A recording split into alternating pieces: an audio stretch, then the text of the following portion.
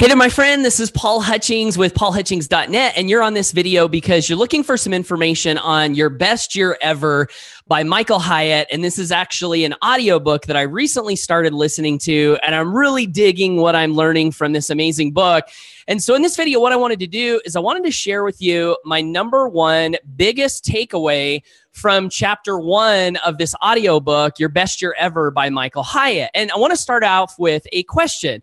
And that question is, have you ever wondered why some people seem to achieve the goals that they set for themselves and other people seem to not be able to achieve the goals that they set for themselves? And maybe you found yourself in one or both of those categories at different times in your life. Well, as this book starts out, one of the things that it talks about is how the vast majority of people who set New Year's resolutions actually fail to accomplish those. And he says that usually by around June, half or more of the people that have set resolutions have failed, right? And so there's reasons behind why we fail to achieve our goals. And so in this book, in chapter 1, the biggest takeaway that I picked up was one of the reasons that people sometimes fail to achieve the goals that they set for themselves.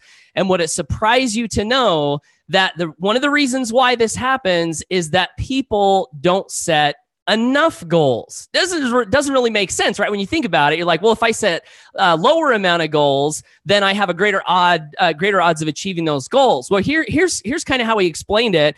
In fact, let me just tell you a quick little story. Yesterday, I was in church, and the instructor that was leading the discussion, he wrote on the blackboard, he said, how can we stay balanced in all of the different areas of our lives, our different roles? And he started to write down these roles that we have, and it was a group of men. And so he wrote down husband, father, provider, church member, right? And all of these different roles. And the question was, how do we stay balanced so that we don't over focus on one area, right? And so as we were going through this discussion, it hit me that the thing that Michael Hyatt was talking about in his book, the biggest takeaway that I got is, here's what he said. He says, you want to set right around 7 to 10 major goals per year and not just one or two. And the reason why is because we don't just have one or two areas in our life that are important. We usually have, according to Michael Hyatt, he says about 7 to 10. And it's kind of like this conversation I had in church yesterday. We have all these different roles. And so just to give you a quick example, if we set, let's say, one goal, we say, okay, for this year, I'm just going to focus on money. I'm just going to focus on the amount of money that I want to earn. I'm going to be laser focused, right? Well, if we're so focused on that one goal, then what happens when, like, if you've got kids, like last Friday, one of my kids comes up to me, Camden, and he's like, Dad, this Friday, could you take me and my friend Luke to go jump at the jumping place in Idaho Falls, which is a town close to where I live, for my birthday? If I was just focused on money, then odds are I would say to my son, hey, listen, buddy, Dad's got to work, right? Dad's got to work on Friday because I'm focused on my goal.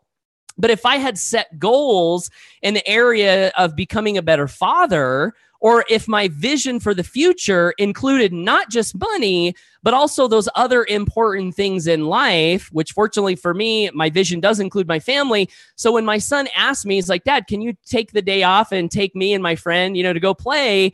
In my mind, I was like, that's part of my vision. And so, yeah, I'll do it. Let's take some time off work and let's go have fun. And so I took him and his friend and we had a great time.